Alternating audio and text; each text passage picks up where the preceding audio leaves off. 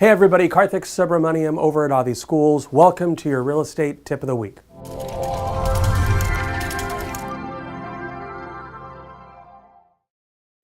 Now don't forget that anytime you have a loan to purchase real estate, there's always two documents that are issued. There's going to be a promissory note and a security instrument.